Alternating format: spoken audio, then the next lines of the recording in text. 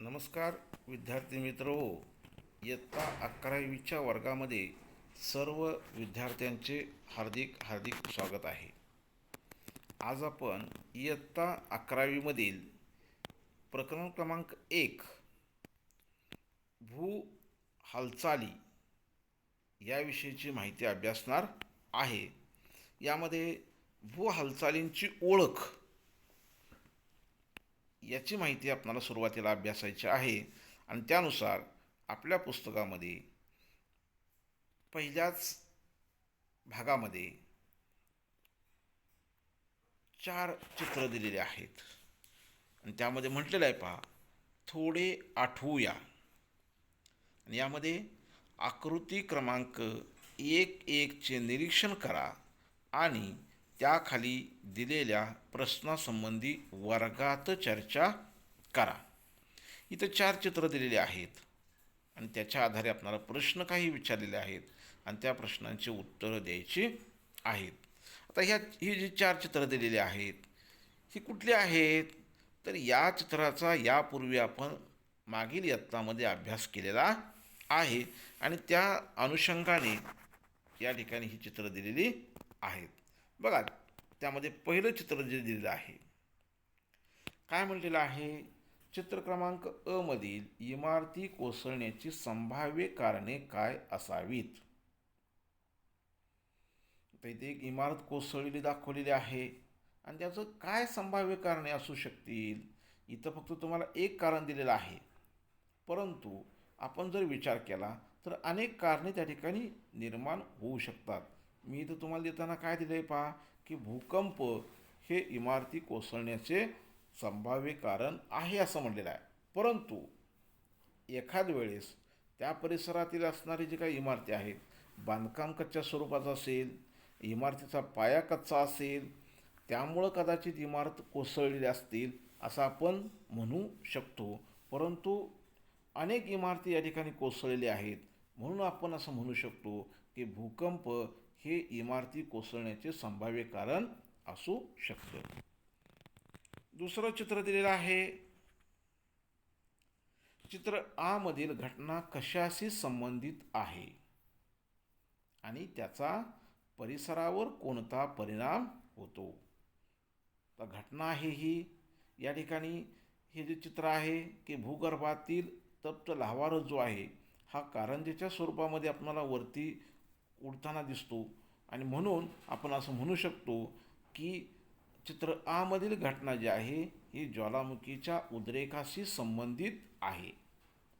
त्याचा परिसरावरती काय परिणाम होणार आहे, तर ज्यावेळेला असा ज्वालामुखीचा उद्रेक होतो त्यातील असणारा तप्त लावारस आजूबाजूच्या परिसरामध्ये पसरला जातो आणि त्यामुळं परिसरातील असणारी मानवी वस्ती असेल, शेतीवाडी असेल, यांचं मोठ्या प्रमाणामध्ये नुकसान होतं. म्हणून आपण म्हटलेलं आहे की लावारसामुळे परिसरातील जीवित व वित्तहानी होऊ शकते. त्यानंतर चित्र तिसरं दिलेलं आहे, चित्र ई मधील घटना, चित्र ई मधील जमिनीला आलेल्या बाकाचे कारण काय असावे. आता इथं या पद्धतीने इथं या ठिकाणी काय झालेलं आहे, तर जमिनीला बाक आलेला आहे. हा असा आपल्याला बाक दिसतो, हा जमिनीला बाक आलेला आहे. त्याचं कारण काय असावं, तर त्याचं कारण या ठिकाणी सांगता येईल की भूकवचातील दाबामुळे बाक किंवा वळ्या पडलेल्या आहेत. म्हणजे या ठिकाणी अशा पद्धतीनं हा भूकवचावरती दाब पडलेला आहे आणि या दाबामुळे या भूकवचावरती वळ्या पडलेल्या असावेत असं आपण कारण सांगू शकतो. त्यानंतर चित्र क्रमांक 4 आहे, दीर्घ ई. चित्र क्रमांक ई मधील जमिनीच्या उंचीत फरक असण्याचे कारण काय असावे, हा एक प्रश्न आहे. आणि दुसरा प्रश्न आहे, दरीच्या भिंती कशामुळे तीव्र उताराच्या झाल्या असाव्यात. आता इथं या ठिकाणी एक दरी दिलेली आहे. मग ही दरीची निर्मिती का झालेली आहे, तर हा जो मधला भाग आहे दरीचा, हा जो मधला भाग आहे हा काय झालेला आहे, खाली खचलेला आहे. म्हणजे या ठिकाणी अशा पद्धतीनं भूपृष्ठाला तडा गेलेला आहे, हा तडा गेलेला आहे आणि तडा गेला जाऊन हा जो मधला भाग आहे तो खाली गेलेला आहे आणि खाली गेल्यामुळे काय झालेलं आहे की जमिनीला ही दरीची निर्मिती झालेली आहे आणि ही दरीची निर्मिती झाल्यामुळं दोन्ही बाजूचा जो काय दरीचा भाग आहे हा दरीचा भाग किंवा त्या दरीच्या भिंती ज्या आहेत ह्या तीव्र उताराच्या बनलेल्या आपणाला आढळतात. त्यानंतर पुढचा एक प्रश्न विचारलेला आहे की आकृतीचे निरीक्षण करून विचारलेल्या प्रश्नासंबंधी चर्चा करा. यामध्ये प्रश्न क्रमांक 5 आहे की वरील चित्रातील भू हालचालींचे वर्गीकरण मंद व शीघ्र हालचाली अशा हालचालीत करा. आता इथं आपल्याला 4 चित्र दिलेत, वेगवेगळ्या प्रकारची चित्र आहेत आणि त्याचं काय सांगलेलं आहे की मंद हालचाली आणि शीघ्र हालचाली याच्यामध्ये वर्गीकरण करा असं म्हटलेलं आहे. मग बघा वर्गीकरण केल्यानंतर आपल्याला काय दिसतं, भूकंपाची क्रिया जी आहे ती आपल्याला अचानकपणे झालेली पाहायला मिळते. म्हणजे कदाचित आपण झोपेत असताना सुद्धा जागं झाल्यानंतर इमारत कोसळलेली आपल्याला पाहायला मिळते. म्हणजे आपल्याला काही घटना कळायच्या आधीच ही घटना घडली असते. त्यामुळे ही हालचाल कशी आहे, शीघ्र हालचाल आहे. म्हणजे पहिले जे चित्र आहे हे शीघ्र हालचालीचं आहे. चित्र क्रमांक 8 ज्वालामुखीचा उद्रेक हे सुद्धा कसं आहे, शीघ्र हालचालीचं आहे. परंतु चित्र क्रमांक ऱ्हस्वई आणि दीर्घई ही जी 2 चित्र आहेत म्हणजे जमिनीला पडलेल्या भेगा आणि दरीची निर्मिती ही काय आहेत, मंद हालचालीची उदाहरणे आहेत. पुढं आपल्याला आता काही प्रश्न पुन्हा आणखीन काही प्रश्न विचारला आहे पहा की प्रश्न क्रमांक 6 आहे की भारतीय उपखंडाच्या मुख्य भूमीचा विचार करता वरीलपैकी कोणत्या भूहालचालीचे उदाहरण आढळत नाही. आता ह्या 4 वेगवेगळ्या घटना आहेत. ह्या घटना भारतामध्ये घडलेल्या नाहीत अशा कधी झाले का, तर पहा आपण असं म्हणू शकतो भारतामध्ये अनेक वेळा भूकंप घडतात. आपण पाहतो बऱ्याच वेळेला आपणाला भूकंपाचे हादरे बसलेले आहेत. म्हणजे ही घटना भूकंप ही जी घटना आहे ही वरचेवर घडताना आपल्याला पाहायला मिळते. त्यानंतर भारताच्या उत्तरेला असणारा जो हिमालय पर्वत आहे हा बली पर्वत आहे किंवा घडीचा पर्वत आहे आणि त्याची उंची आजही वाढताना आपल्याला दिसते. म्हणजे ती सुद्धा हालचाल आपल्याला या भारतीय उपखंडामध्ये आढळते. त्यानंतर भारताच्या मध्यातून वाहणारी जी पश्चिम वाहिनी नदी आहे नर्मदा नदी, ही नदीसुद्धा खचदरीतून वाहते. म्हणजे ही खचदरीची निर्मिती ही घटनासुद्धा भारतामध्ये आढळते. त्याचबरोबर भारतातील असणारे जे काय दख्खनचं पठार आहे हे प्राचीन काळी ज्वालामुखीच्या उद्रेकातून बाहेर पडलेल्या लाव्हारसामुळे निर्माण झालेलं आहे. म्हणजे एकंदरीतच आपण पाहिलं तर या 4ही घटना ज्या आहेत ह्या भारतामध्ये घडलेल्या आहेत. यातील काही घटना सद्यस्थितीमध्ये आपल्याला पाहायला मिळतात, परंतु एक अशी घटना आहे की साधारणतः गेली 100 ते 200 वर्षे ज्वालामुखीचा उद्रेक झाल्याचे आपणाला आढळत नाही. बाकीच्या वरील ज्या 3 घटना आहेत म्हणजे भूकंप असेल, भूपृष्ठाला पडणाऱ्या वळ्या असतील किंवा खचदरीची निर्मिती असतील ही उदाहरणं आपल्याला आत्ता पाहायला मिळतात. परंतु ज्वालामुखीचा उद्रेक जो आहे प्राचीन काळी झालेला आहे, परंतु साधारणतः 100 ते 200 वर्षे भारतीय उपखंडामध्ये ज्वालामुखीचा उद्रेक झालेला आढळत नाही. आता आपल्याला भूहालचालीची व्याख्या समजून घ्यायची आहे. काय आहे भूहालचालीची व्याख्या, तर पृथ्वीचे भूकवच किंवा भूपृष्ठ अस्थिर असून त्यामध्ये सतत परिवर्तन होत असते, यालाच भूहालचाल असे म्हणतात. म्हणजे आपल्या पृथ्वीचं जे काय भूकवच आहे किंवा त्याला आपण भूपृष्ठ असं म्हणतो हे स्थिर नाही, ते अस्थिर आहे. त्यामध्ये सातत्यानं आपल्याला बदल पाहायला मिळतात आणि हे जे बदल आहेत किंवा त्यालाच आपण परिवर्तन असं म्हणतो, हे जे परिवर्तन आहे यालाच भू हालचाल असे म्हणतो. किंवा साधी व्याख्या आहे, भू म्हणजे जमीन आणि हालचाल म्हणजे हालचाल, जमिनीची होणारी हालचाल म्हणजे भू हालचाल असं देखील आपण या व्याख्येमध्ये म्हणू शकतो. पृथ्वीच्या पृष्ठभागावर टेकड्या, पर्वत, पठारे, दऱ्या इत्यादी जी काय भूरूपे आहेत, ही भूरूपे पृथ्वीच्या अंतर्गत व बहिर्गत बलामुळे निर्माण झालेल्या हालचालीतूनच तयार झालेली आहेत. म्हणजे आज आपण पृथ्वीच्या पृष्ठभागावरती जे काय उंच पर्वत पाहतो, काही टेकड्या, दऱ्याखोऱ्या पाहतो, हे कशामुळे निर्माण झालेले आहेत? तर या भू हालचालीमुळेच हे जे काय भूरूपं आहेत, ही भूरूपं निर्माण झालेली आढळतात. आता या भू हालचालीचे प्रकार पाहायचे आहेत. दोन प्रकार आहेत भू हालचालीचे, वरती आपण पाहिलेलं आहे. एक मंद भू हालचाल आणि दुसरं शीघ्र भू हालचाल.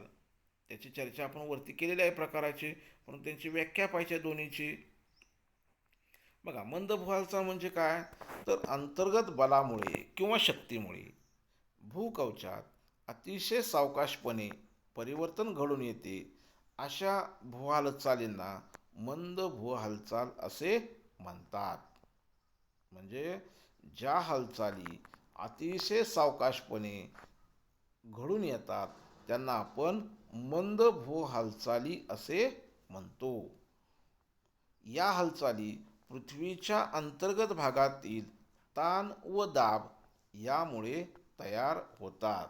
म्हणजे पृथ्वीच्या अंतर्गत भागामध्ये भूपृष्ठावर आलेला ताण किंवा त्याच्यावरती पडलेला दाब यामुळे ह्या हालचाली घडून येतात. या ज्या मंद हालचाली आहेत, या मंद हालचालीचे निरीक्षण करता येत नाही. म्हणजे ही जी हालचाल आहे ही कशा पद्धतीनं घडते याचं सहजासहजी आपल्याला त्याचे निरीक्षण करता येत नाही, परंतु त्याचे भूपृष्ठावरील परिणाम पाहू शकतो.